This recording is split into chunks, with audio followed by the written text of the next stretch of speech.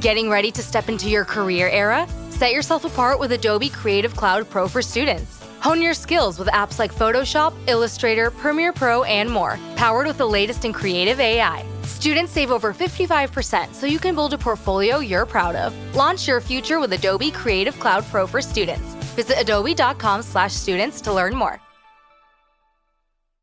Adobe Acrobat Studio, so brand new. Show me all the things PDFs can do. Do your work with ease and speed. PDF Spaces is all you need. Do hours of research in an instant With key insights from an AI assistant. Pick a template with a click. Now your prezzo looks super slick. Close that deal? Yeah, you won.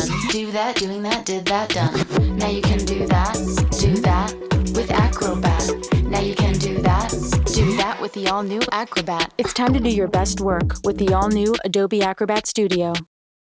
As conspiracy theories go, okay, you know, so no, definitely not, but like, okay.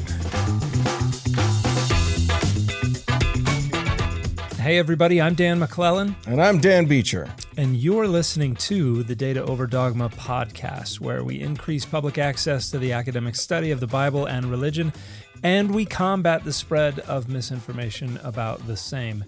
How go things today, Dan? They go. Things are trucking along. I'm pretty excited about today's episode because, A, we're going to uphold the patriarchy, which we always love to do. And B, we're going to get into some space stuff. We're going to get into some conspiracy theories. I hope everybody's got their tin hats ready to go. Their tinfoil hats. Yeah, I don't even know if I can say those notes or if that's... Yeah, I like that I've terrified you enough about copyright infringement or trademark or whatever the heck it is. We've built a fence around the law, as it were, regarding my ability to sing anything terribly. Yeah. And I think our listeners also thank me for beating that into your head. When you said patriarchy, all I could hear was Fergie in that tonight's going to be a good night. Is that what it's called? Oh, yeah. Yeah, where she goes, smash it. So okay. that's all I thought about. I don't know why it was Fergie's voice doing it that way. I like it. Okay. Well, why don't we get into our chapter and verse and smash that patriarchy? Let's do it. Okay, so the chapter and verse that we're getting to is Ephesians 5, verse. Oh, what verse is it? You know. Well, 22 is the main one. Yeah, but like if you wanted to try to get the whole sense unit, it's really got to be like verse 18 through to the end of the chapter. Okay. But we're not going to focus on all of that. We're really going to zoom in on verse 22, which is... Yeah, you don't want to start with 18 because 18 says, do not get drunk with wine, for that is debauchery. And we don't want anybody to know that it's in the Bible. Yeah, no. No. That's actually where the sentence begins. And this is part of the controversy of Ephesians 5:22, and if you have heard people talk about this, I'll just read 5:22, just verse 22 from the NRSVU, and then we'll talk about why it's a bit of a mistranslation. Okay. It says, "Wives, be subject to your husbands as to the Lord." And then verse 23 says, "For the husband is the head of the wife, just as Christ is the head of the church, his body, and is himself its Savior." So, and there's a pilcrow in the NRSV UE, and for those of you who grew up on the right side of the tracks, a pilcrow is the little backwards P paragraph indicator, basically. Right. And a lot of translations of the Bible present verse 22 as the beginning of a new section. It's not even its own sentence. In fact, it doesn't have a verb in it. The verb is actually a participle that is in the previous verse. Now, this is actually relevant to what's going on here.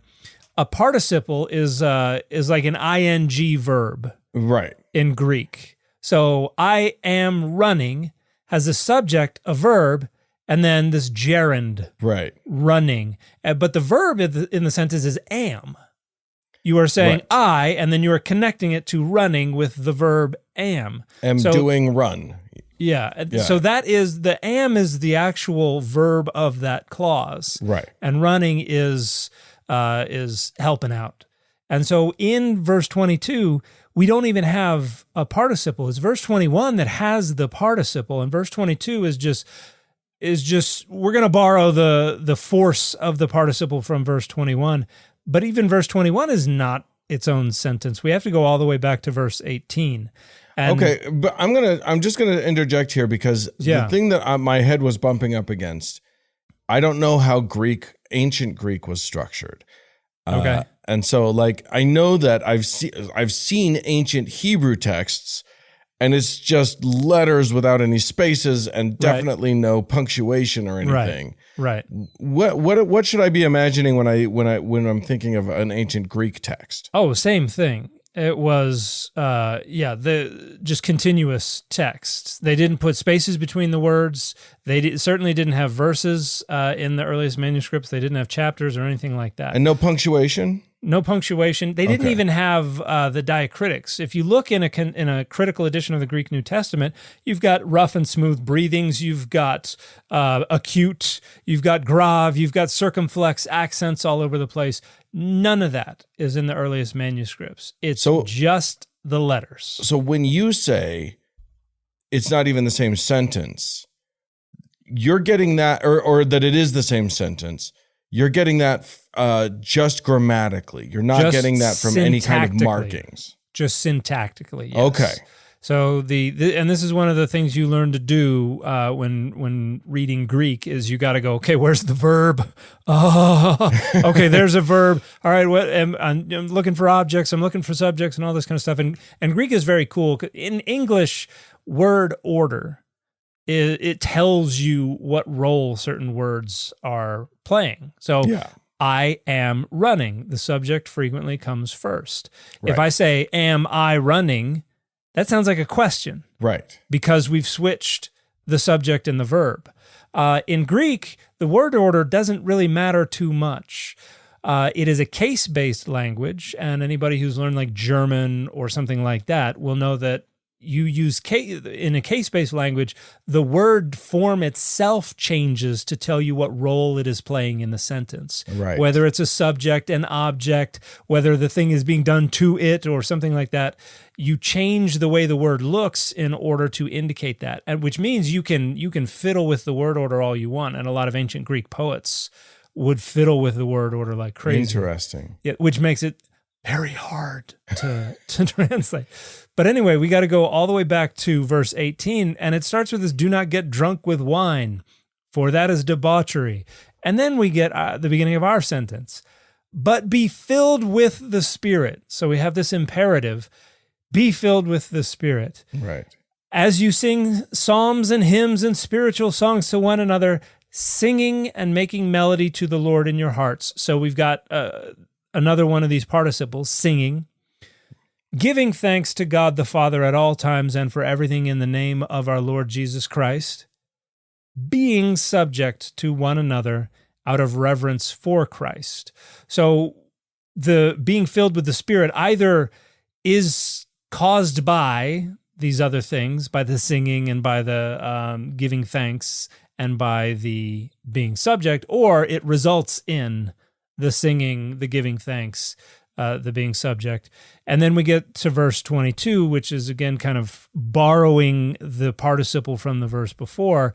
So wives being subject to your husbands as to the Lord. And apologists who want, well, there are actually two people who make this argument. There are folks who want this to not be misogynistic.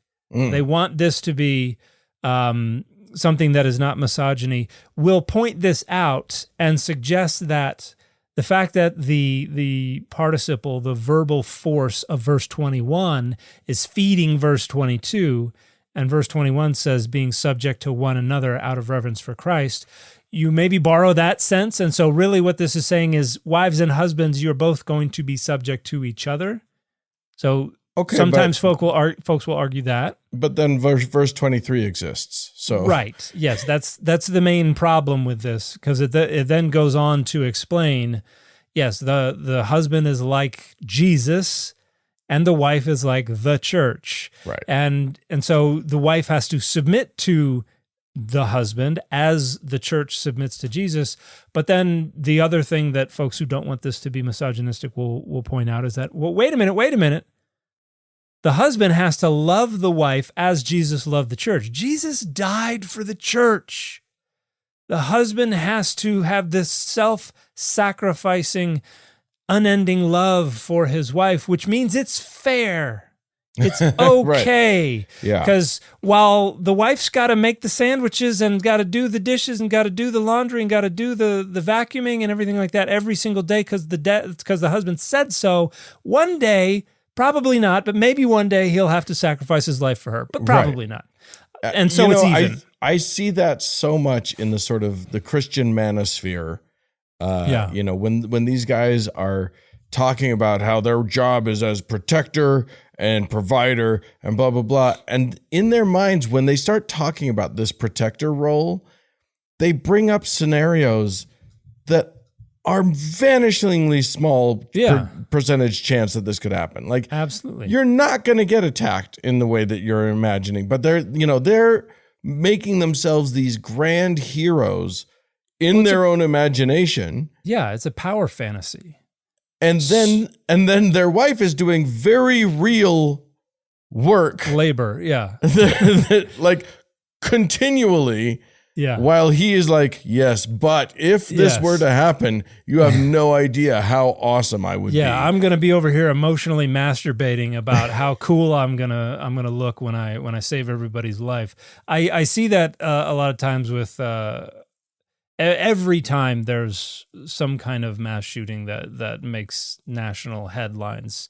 There are people who are like, I conceal carry even where I'm, not allowed to, not to protect me, it's to protect everybody else. Because, these things are everybody needs some dude with a power fantasy about being John Wayne. Yeah. Not John, Dirty Harry. I guess John Wayne too. Sure.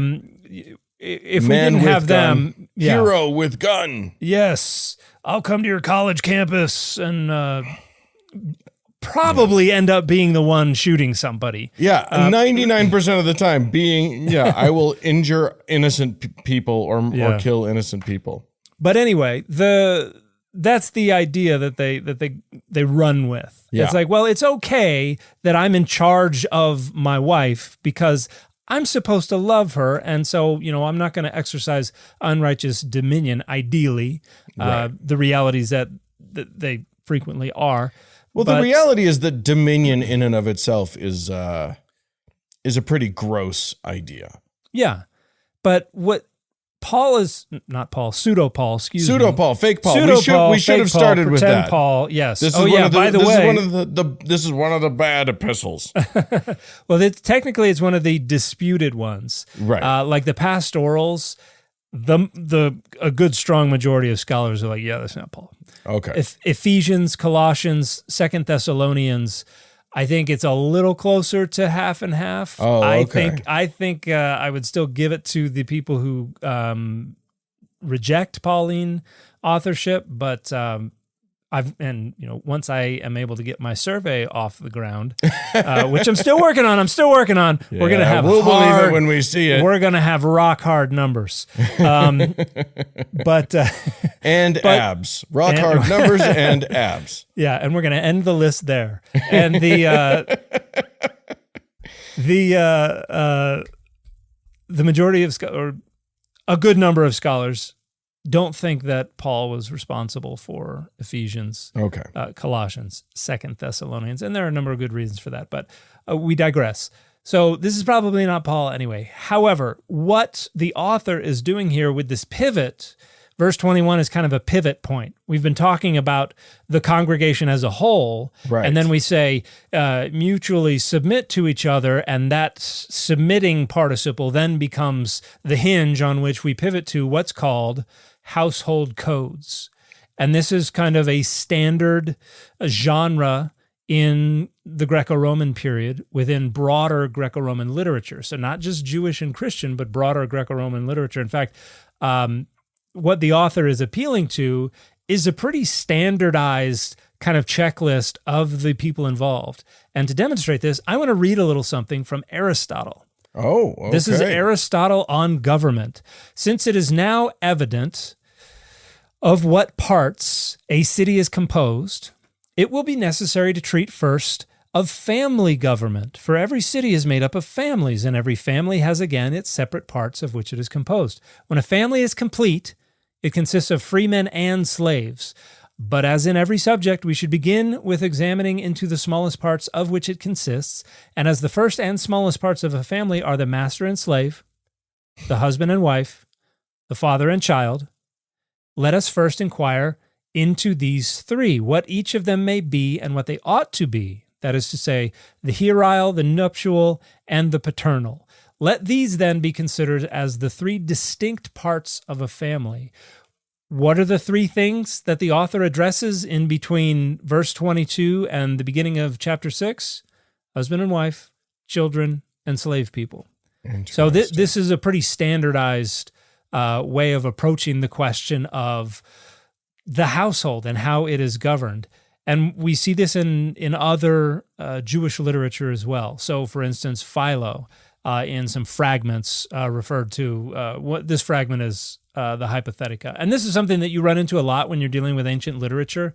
You'll have authors and you'll have their complete works, and then there will be fragments. Uh-huh. And what this is this is all the places where we have somebody saying, yeah, so-and-so wrote in their text, X, all this stuff. And it's like, okay, we don't have a copy of X. All we have is whatever this person quoted from X. Right. And so that goes into the file as a fragment.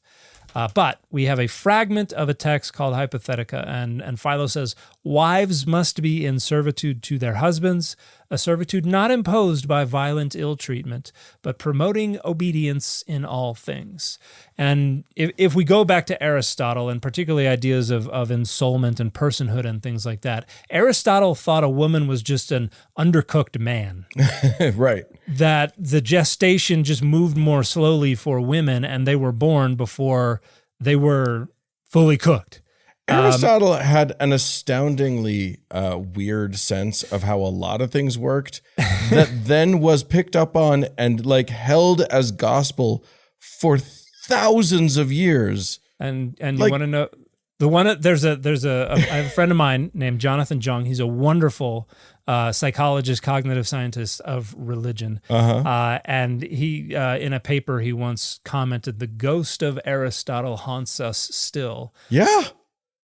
Because of how much we rely on definition. It was so, he was a nut, that Aristotle. Yeah. And one of the most influential thinkers in all of human history, obviously, and actually was profoundly prescient in a lot of ways about a lot of stuff, and then way off the mark with a lot of other stuff. But the practice of definition and our assumptions that everything can and should be defined.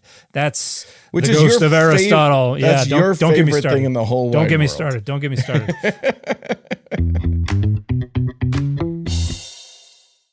So the weather's turning colder. Fall is here. It always feels like a bit of a reset. I've got 3 girls going to 3 different schools, got busier routines than ever, shorter days.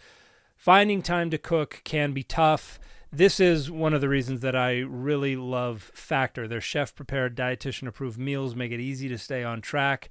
I get to enjoy something comforting and delicious no matter how hectic the season gets. And I know it's just going to take a couple minutes in the microwave, and I've got delicious, warm food headed my way.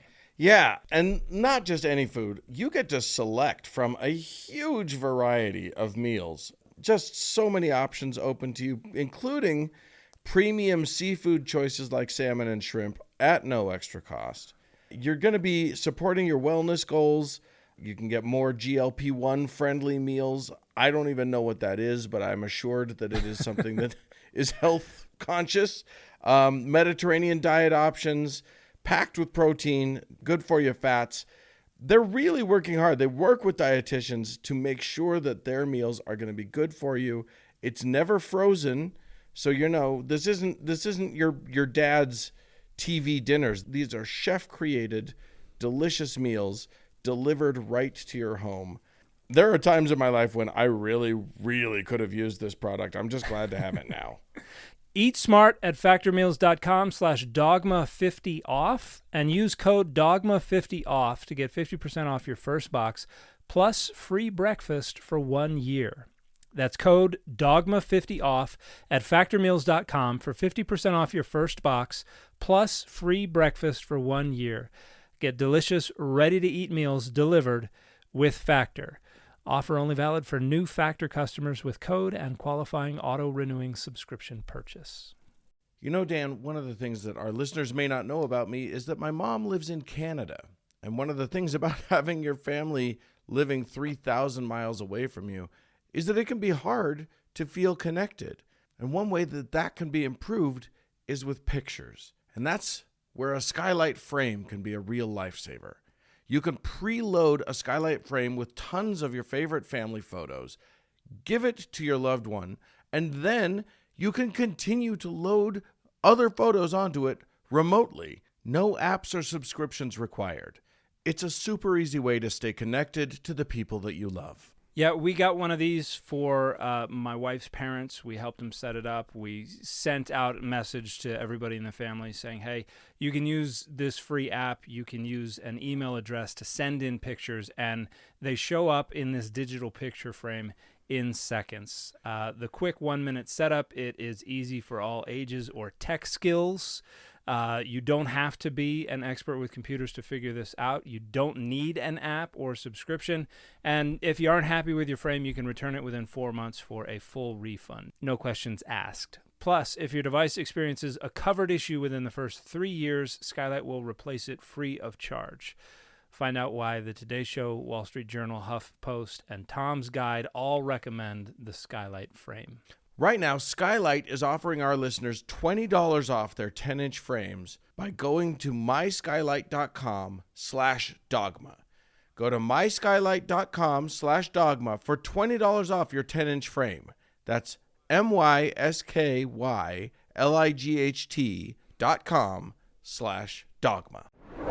So, and then we've got Josephus, who is writing the 90s CE and against Appian. He says, the woman, says the law, is in all things inferior to the man.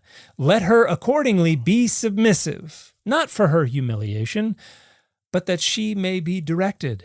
For the authority has been given by God to the man, which I don't know if the author of Ephesians would really have a problem with what Josephus said. That sounds perfectly in line with it. Sounds quite Ephesian, but yeah, this is very clearly a systemic power asymmetry. The idea that women are inferior, therefore they must submit, therefore they must be obedient, therefore the husband is in charge, is misogyny. I mean, this goes back to we talked just a couple weeks ago about the ideas of adultery and how it's the absolute double standard of like sexual double standard between men and women. Yeah. It should come as zero surprise to anybody that this patriarchal view is what is being promoted at that time in this region. Yeah. Like it just seems right. And of course now, as you point out, the Greek influence is permeating the Jewish culture as well. So you get added and perhaps more nuanced patriarchy and misogyny. Well, and there are so many different ways. A lot of people don't realize that there are so many different ways Greek philosophy and Greco-Roman society contributed to Christianity becoming what it is, and contributed to the parting of the ways between Christianity and Judaism. Because one of the things that Judaism did, with rabbinic Judaism, one of its priorities was trying to divest itself of this influence of the Gentile world. And, there are debates to be had about the effectiveness and how committed to it everybody was. But there's a reason that Rabbinic Judaism and down to the Judaism of today is very, very distinct from Greco-Roman period Judaism. And it was precisely a refutation of that influence. They went back to the Hebrew Bible and said, you know what, we're not going to do as much philosophizing like Philo and Josephus did. We're going to get back into the text of the Hebrew Bible, and we're going to engage in halakhic interpretations, hermeneutics, which is really just saying, what is the text telling us? And that is one of the things I think that contributes to Judaism having a lot of positions that are far more closely aligned with what the Hebrew Bible says than does Christianity, which is far more influenced by Greek philosophy. And not just the Trinity, but the idea of creation out of nothing, the idea about ensoulment and abortion, up to and including the enthusiastic Christian adoption of Greco-Roman patriarchy and social conventions. And that's not to say that Rabbinic Judaism was an ally. The bastion of feminism that is Rabbinic Judaism. No. But it is to say that Christianity leaned heavily into the influence of Greco-Roman social conventions. And Ephesians, you have it elsewhere, the pastoral epistles as well, appeal to these household code ideas. And really what it is the authors saying, we like this social convention, we're taking it, this is ours now, and we're going to come up with a gospel rationalization for it. We're going to explain it in a Christological way. So you have the author doing that here in Ephesians 5 and Ephesians 6.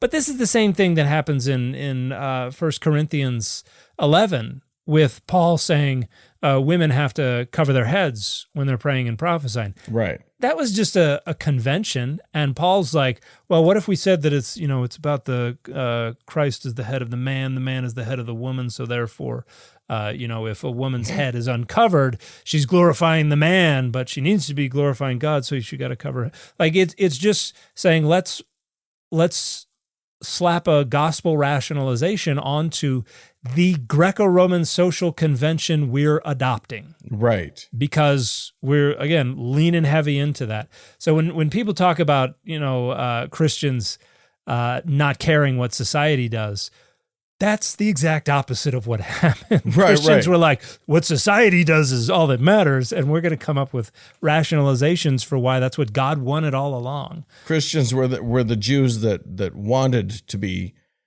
Greekified and Romanified. And I think that with the destruction of the temple and with the debates that were going on with the development of Rabbinic Judaism, with the Christian following and worshiping of Jesus, those kind of all just contributed to the parting of the ways. And when exactly that happened and precisely how is a huge debate that I'm definitely not going to pretend to be an authority on. Since you mentioned these household codes a couple of times, I'm just going to impress you with my knowledge of Greek because you texted me about this. As I was doing some research on this, I did check in with ChatGPT. I find it a helpful research partner, but also I always find good reasons to double check anything it tells me. One of them being that it said to me, quote, "This passage sits in what scholars call the household codes," and then in parentheses it said Greek Haustafeln, which I'm pretty sure ain't Greek. I know enough German to know that Haustafeln, that's not a Greek word. I'll have to go dust off an old Greek grammar, but yeah, it doesn't sound as Greek to me as it probably should. Yeah, Greek isn't a Germanic language, and I just didn't hear about it, is it? No. And the Greek word for house is not house. Yeah. We don't go find a Gasthof to. Yeah, exactly. So there you go. The thing I think that I like that you were talking earlier about people who want to try to make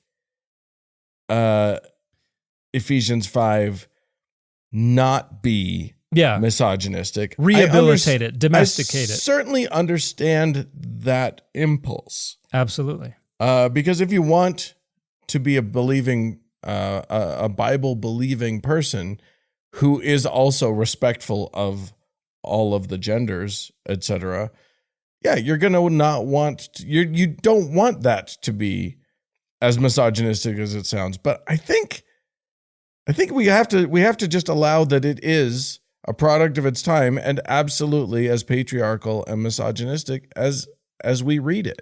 Yeah. It is definitely upholding the patriarchy of that time and place, which is a problem. And there's a point to be made about the fact that it does take some baby steps, because in this time period, when we've talked about this before, how some Roman authors refer to Christianity as a religion for women and slaves, because they had equality. There was a dimension in which they were considered equal within a Christian congregation. And so you actually, for this author to say, wives, submit to your husbands, but husbands, you got to love your wives. You have to treat them as not equals, but at least you have to love them the way Christ loved the church. That's taking a step forward. And you see this as well with Paul in a lot of different ways, tries to assert a kind of reciprocity, not full reciprocity, but at least gestures in the direction of it. And we've talked about how in some ways that is harmful. So for instance, the idea that in 1 Corinthians 7, that the woman's body is not her own. Her husband, it's the property of her husband, but her husband's body is her property. Right. Like it's kind of saying, well, it goes the other way too. Right. Which is an attempt at trying to gin up some parity, some reciprocity. It doesn't work, of course, because, great. What does that mean? It's like saying, the husband is going to beat the wife, but the wife is free to beat the husband right back. Right. So it's equal. There's no problem. It's the same. That passage has been leveraged as an excuse for marital rape for literally millennia. I was alive when marital rape was not a crime in more than one state in the United States of America. It's only been since I think like 1993 that it has actually been outlawed in all 50 states. And I think it started in 1971 or 1972. That's when the first state said, hey, we're actually going to make marital rape a crime. Yeah.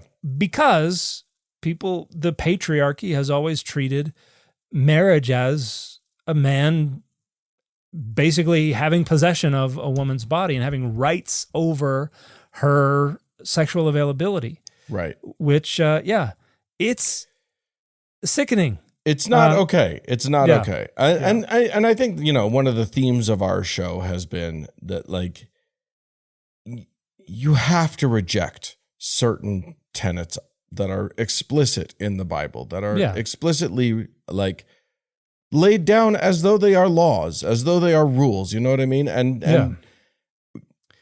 But I think one of the things that can be comforting in all this is that the laws change from Old Testament to New. The fact is that laws change.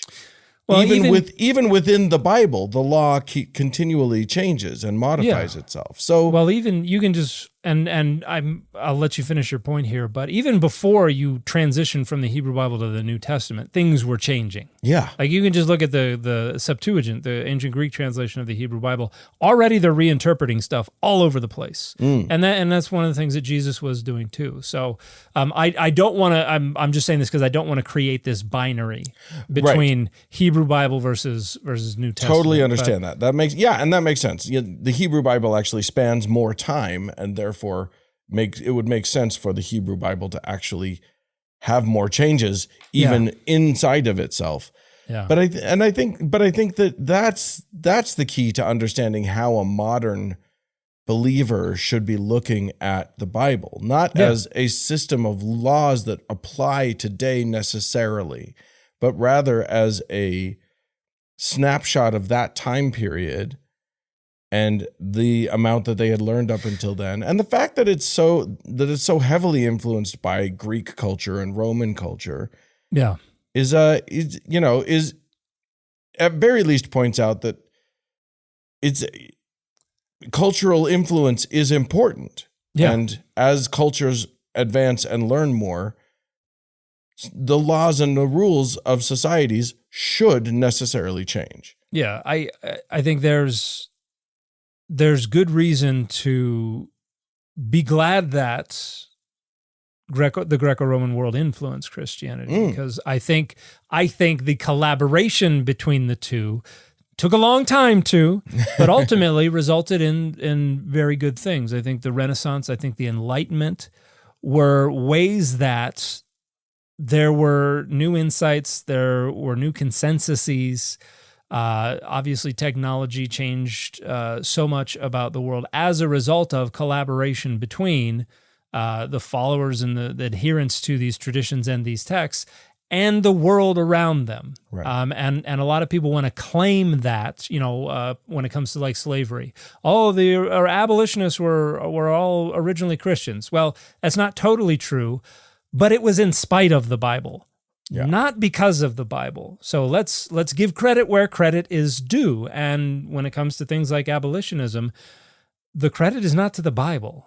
The credit is to other things, including the influence of classical philosophy, which was influential in the Middle Ages and was restored thanks to its preservation among Muslim and Jewish groups and its translation back into Latin and all of this stuff. So it's always going to be socially contingent. We have a lot of people trying to insist that it's not, that it transcends society, and that's just demonstrably false. And so don't poo-poo on the influence of society, because it made Christianity the many different things that it is today. Yeah. All right. Thus endeth my silly little rant. Our rants. Yeah, absolutely. All right. We're going to move on to our next our next segment, and we came up with a title for this, and it's nerdy and it requires explanation, and I apologize for it, but it's going to make more sense on the screen. Welcome to the He Files. Okay, so the He Files. Tell me talk to me about what we're doing here. So that's just a nerdy Greek joke, right? Yeah, we're just using the Greek character he, which is written just like the X. The capital he is like the X, but this is what you would see spelled out CHI. So if you're in a college town and you see somebody going Cairo or something like that, then they're probably just mispronouncing CHI. But anyway, it looks like an X, looks like X-Files. Yeah. It's an because homage. We're going to be talking about aliens, and that's exciting. So we had somebody ask us a few weeks ago about like aliens and the Bible, and I dove into some stuff. There's that stupid show on History Channel called Ancient Aliens, which was a spin-off because they kept doing like shows about the pyramids or whatever, and this dude with this crazy hair would come on and be like, it had to be aliens because we didn't have the technology to make these things, and blah blah blah. And everybody, apparently people glommed onto that and him, and anyway, now it's its own show and it has like 200 episodes or something crazy like that. Okay, but a bunch of it is about the Bible and aliens. So yes. Let's dive into that, shall we? Yeah, and I want to start by talking about somebody who this is also depressing. That somebody sold millions and millions of copies of books promoting bizarre ancient alien conspiracy theories. Dude by the name of Zecharia Sitchin. Does that name ring any bells for you? I mean, I've got his Wikipedia pulled up right here. Oh, you do? Okay. I'm all over Zechariah. Also, Okay. a little bit ironic that his name is Zechariah, considering that is one of the texts that we're going to look at is in Zechariah. Yeah, but he published a book in 1976. He claims to have learned Sumerian, autodidact. Like that's great if you taught yourself a language like that. But based on his arguments, he either didn't learn any discipline and didn't learn any method and didn't learn any theory, or didn't really learn Sumerian that well. Right. But he wrote a book, published a book in 1976 called The 12th Planet. And the idea is basically that we had more planets in our solar system long, long ago. And one of them was called Nibiru.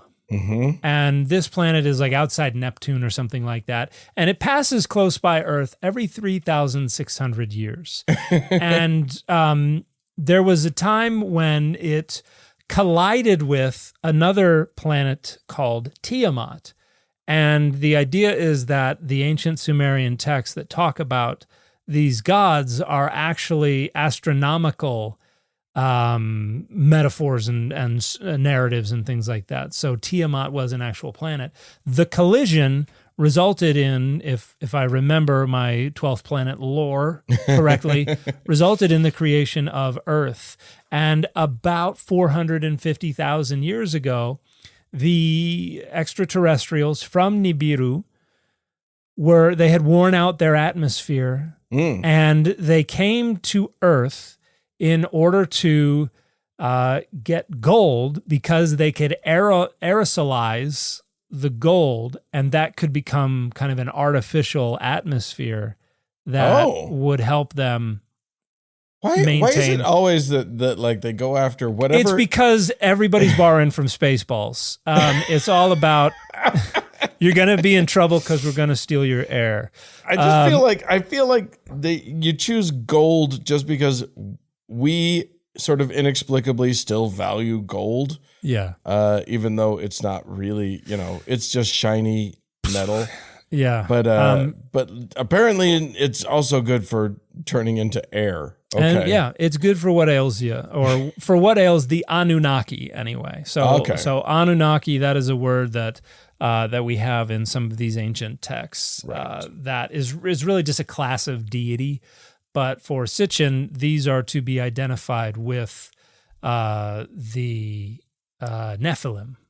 Okay. So we're making a connection between ancient Sumerian texts and the Bible. Yes, and so this is Sumerian texts and the Bible and extraterrestrial life forms. So this is an even more expanded scope of univocality, right? Where it's all talking about the same reality, right? And the key is to get it all together. And the Anunnaki needed people to work the mines, and so they created, through genetic engineering of some kind, humanity.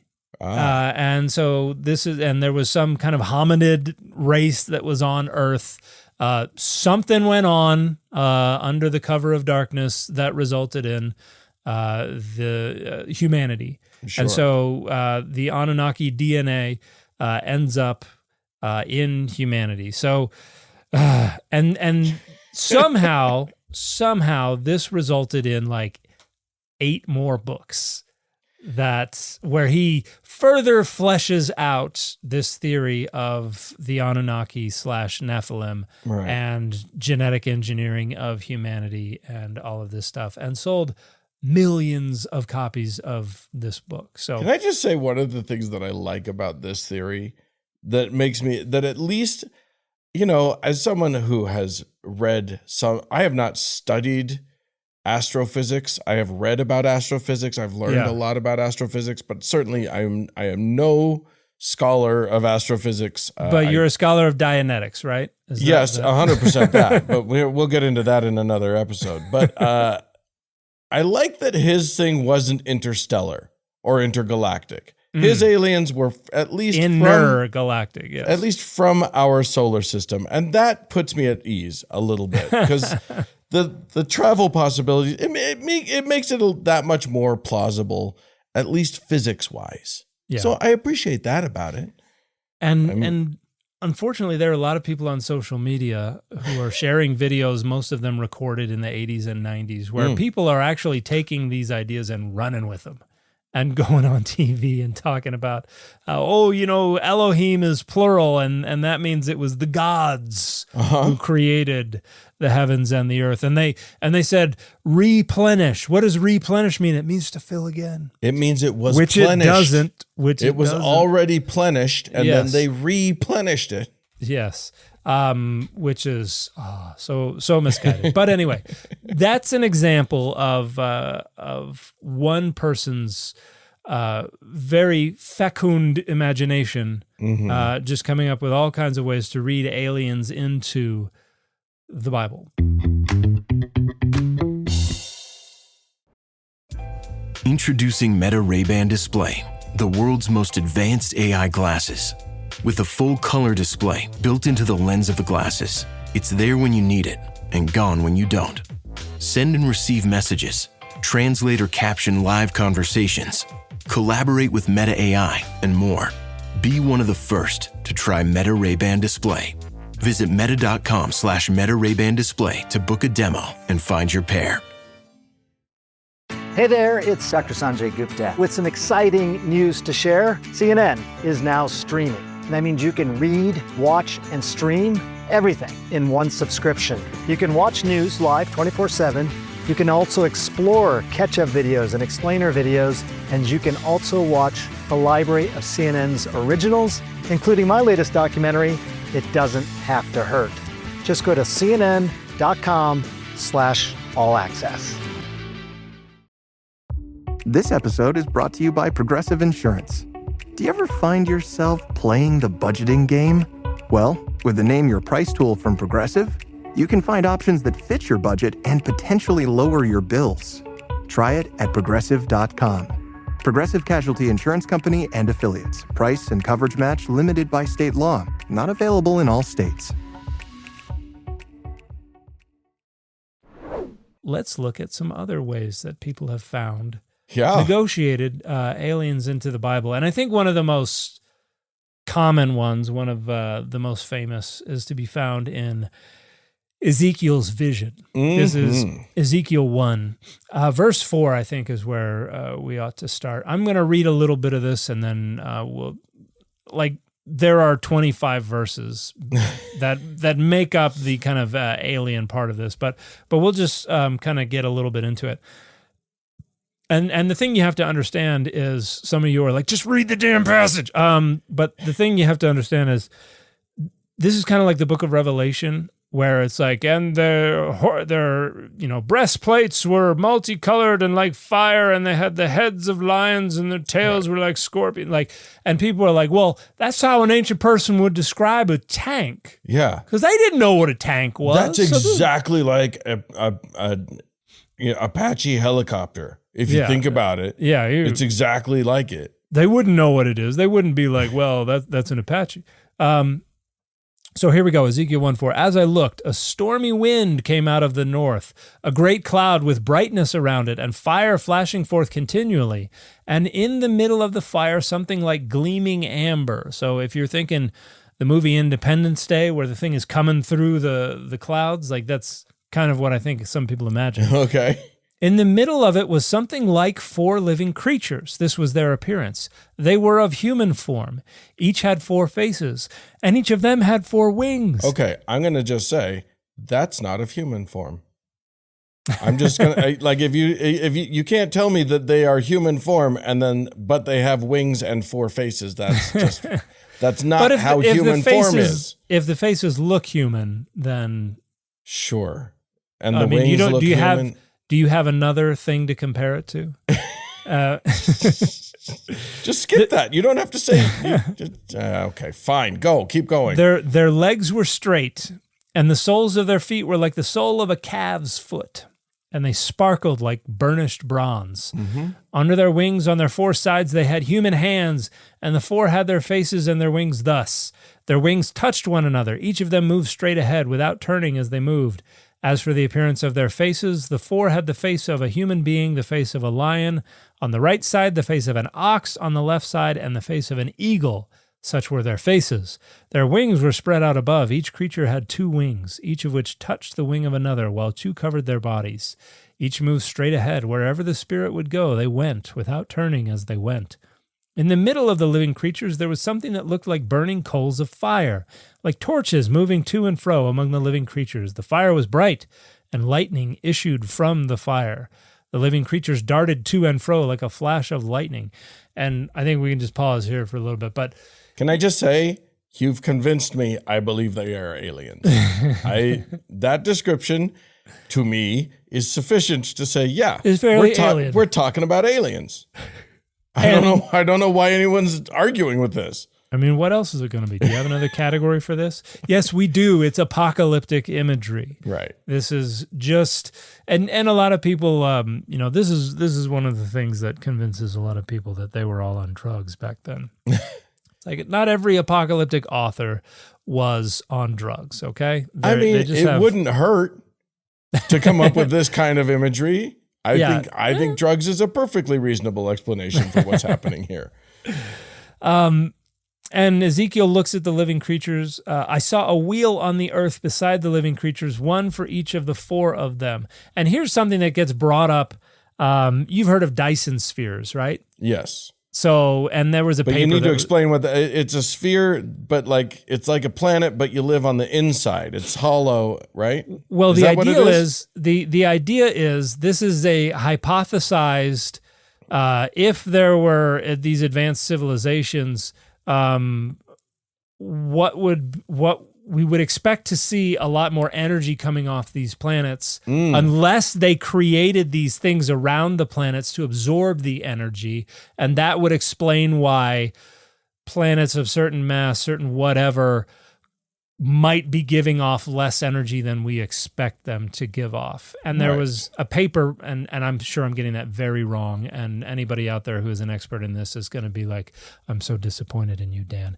Me too. Me too. But there was a paper published a bit ago that said, if there is such a thing as Dyson spheres, here are some candidates. Here are some planets we've identified that would be giving off less energy than we would expect. And it was just a hypothetical, like, hey, if we imagine that these things exist, these are a handful of planets or a handful of celestial objects that could be. And people took that to mean we've discovered Dyson spheres. Right. Because people don't read. Right. And so, but... Can we just say, like, for the sake, just... for everyone out there, the concept of a Dyson sphere is impossible. Basically, like you can't. Yeah, you wouldn't have the materials. You wouldn't have the. It's just impossible. Yeah. But when we get to this part of Ezekiel, a lot of people are like, oh, "That's what the Dyson sphere is." So, because they looked at artist renderings of what a Dyson sphere might look like, but. As for the appearance of the wheels and their construction, their appearance was like the gleaming of beryl, and the 4 had the same form, their construction being something like a wheel within a wheel.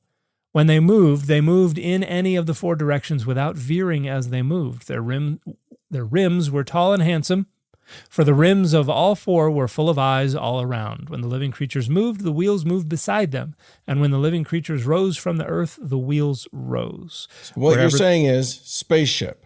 That's exactly what you're saying. Spaceship, yeah. And actually, I tend to think that what Ezekiel is actually doing here is trying to say that God's throne was pimped. We pimped God's ride by mobilizing it, giving it these wheels that have to be fantastical and have to be grotesque and have to be all these things, because there's a throne on top of a platform on top of wheels. Yeah. So like the idea which if you just describe it like that, not that cool. But if it's like wheels within wheels and it's going like left, right, up and down, you don't know which way. And they're blinking eyes all over. And the reason that I think Ezekiel is doing this, Ezekiel's sitting on the river in Babylon. They're exiled. They cannot access their God that is way back in the temple in Jerusalem that has been destroyed. Woe is us, what are we going to do? We cannot sing the song of Adonai in a foreign land. And suddenly they hear the rumbling of God's new ride because suddenly the throne, which used to be stuck in the temple, has now been pimped out. And God can just floor it over to Babylon and ride his throne on his platform on his wheels to come visit. Dude's got a new Cadillac and he is ready to rumble. And it's got eyes all over it. And so I'm gonna say something that sounds a little weird. It's not that far off to think of this as kind of like a flying saucer or a UFO, because I think Ezekiel was probably thinking, what if God's throne had wheels and could fly? So and we're going to go back to the Hebrew Bible. Well, Ezekiel's in the Hebrew Bible, but we're going to go back to some imagery that is borrowed from Baal. You know how we feel about Baal, but Baal in the Ugaritic literature is the charioteer or the rider of the clouds. And this is a title that is taken over by Adonai, the God of Israel, becomes the charioteer, the rider of the clouds. And we see in Daniel, the Son of Man, coming in clouds, riding the clouds. So for God to suddenly be like, and just cruising over to Babylon in the clouds on this platform with these bizarre living wheels is just kind of like, it makes sense. That's what a stoner from Judah exiled in Babylon might come up with to try to mobilize God. I am going to say though, I think God, if your theory holds, God took some extra stops before he came to Ezekiel. Well, you got to get some snacks and supplies. Because he came out of the north, is what I'm saying. Verse 4, a stormy wind came out of the north. Oh, yeah. So he did a circle around, did some cool stuff. When you come to Babylon, you've got to go up, over, and around, because you can't just go straight across, because that's all desert. Okay. And so that's the Fertile Crescent. Is a crescent. And so when they left, when you left Babylon to go get to Phoenicia, you went north. You followed the river. You went north, and then you came down from the south. So yeah, that's not too far off. But I think God is like, I got to get some beef jerky. I got to get some caffeine. I'm gonna stop in and get a Turkish coffee real quick, and then I'm gonna head over. I just I think what's funny about this is, it's totally understandable to me to read all of this, to hear the things that you've mentioned about the Assyrians and the whatevers, and then to say, like, you can't refute the idea that like it's. I'm not going to say it's a plausible explanation, but it is a I get it. The difference between a valid argument and a sound argument. This is a valid argument to say these were aliens, and they had spacecraft, and this is the best description that these guys could summon for that. Yeah, I've seen Stargate. I know what's going on. It's like I'm not defending it. I'm not excusing it, but I understand. But as conspiracy theories go, okay, so no, definitely not. But okay. So here's another one that I'm even more entertained by, because I have heard this be described both as UFOs and as fighter jets dropping bombs. Okay. So this is Zechariah 5. And this is, I'm just going to jump right into it because there's no prepping for this. Again, I looked up and saw a flying scroll. And he said to me, "What do you see?" I answered, "I see a flying scroll. Its length is 20 cubits and its width is 10 cubits. And I'm Googling real quick how 20 cubits is about 30 feet-ish. Yeah. Then he said to me, "This is the curse that goes out over the face of the whole land. For everyone who has stolen, as is forbidden on one side, has gone unpunished. And everyone who has sworn falsely, as is forbidden on the other side, has gone unpunished. I have sent it out," said the Lord of hosts. And it shall enter the house of the thief and the house of anyone who swears falsely by my name, and it shall abide in that house and consume it, both timber and stones. So I gotta say, a flying scroll does not sound to me like a fighter jet. I don't know what these people are talking about. I think of you. Do you remember the meme where the guy finds the scroll of truth and then reads it, and whatever inconvenient truth is on there, and then he goes and chucks it? That's what I think of with the flying scroll. But it gets better. Then the angel who spoke with me came forward and said to me, "Look up and see what this is that is coming out." I said, "What is it?" He said, "This is a basket coming out." And he said, "This is their iniquity in the whole land." Then a leaden cover was lifted, and there was a woman sitting in the basket. And he said, "This is wickedness." So he thrust her back into the basket and pressed the leaden weight down on its mouth. Then I looked up and saw two women coming forward. The wind was in their wings. They had wings like the wings of a stork. And they lifted up the basket between earth and sky. Then I said to the angel who spoke with me, "Why are they taking the basket? Where are they taking the basket?" He said to me, "To the land of Shinar, to build a house for it. And when this is prepared, they will set it down there on its base." Oof. And then we've got a vision of chariots coming out from between two mountains with red horses, with black horses, with white horses, and with dappled gray horses. And so, this is more apocalyptic imagery, but you can, this is where people are like, it's a basket, and there's somebody in the basket, riding in the basket, and it has a leaden roof. This is obviously an airplane or a UFO or something like that. Obviously, because you can't imagine the apocalyptic imagination of ancient Judaism having any actual validity or legitimacy to it. Well, it's so funny because just think about the life of people in that time period.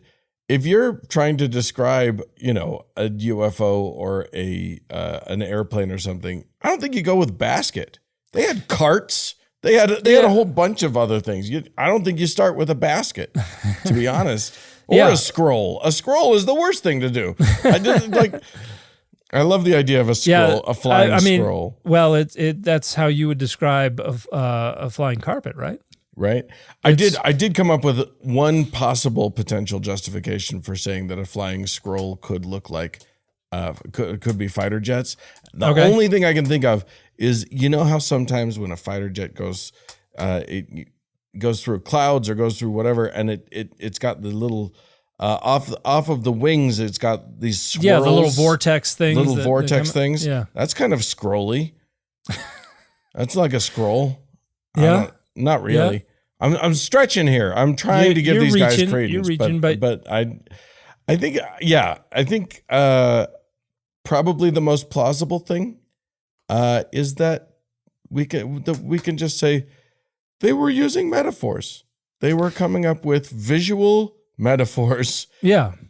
And we don't have to say that it was actually a reference to any real thing. Yeah, they didn't have manga back then. They didn't have anime. Right. They certainly didn't have Disney. They needed an outlet for all this creativity, and they needed something that, and I think one of the main points of apocalyptic imagery is to be like bizarre. Yeah. Because it kind of forces you to think about this stuff and to kind of wonder what on earth is going on, and it makes you dwell on it a little bit if you're taking it seriously. And I think that is part of the way that these were really speech acts. These were ways to achieve a goal, and the goal was to get these people to be like, don't want that to happen. Right. So I guess I better shape up and ship out or something right or something. I don't know what to say. Straighten up and fly right. Straighten up and fly right.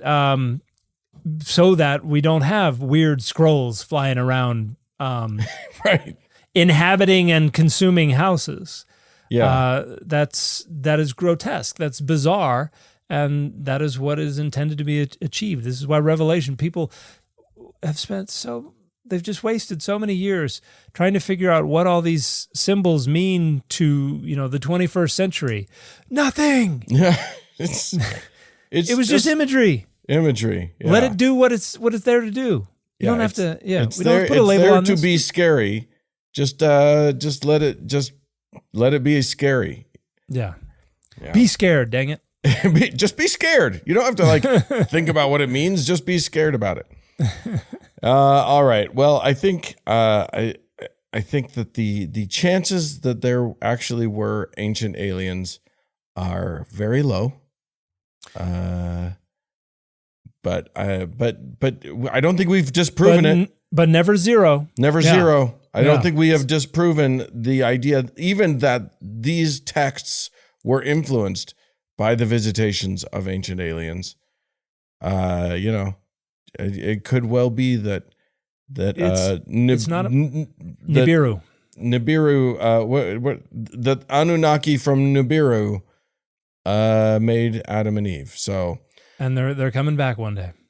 I yeah, don't know when the last 3,600 year cycle began, but I mean, it's got to be sometime soon, right? It's got to be happening any minute now. You would think, yeah, maybe next October 23rd. Boy, are they going to be 23rd, disappointed that's when they see what we've been up to for 3,000 years. They are going to be so mad. So there you go. All right. Well, friends, the best people who listen to this show are the ones who give us their money. I'm just going to point that out.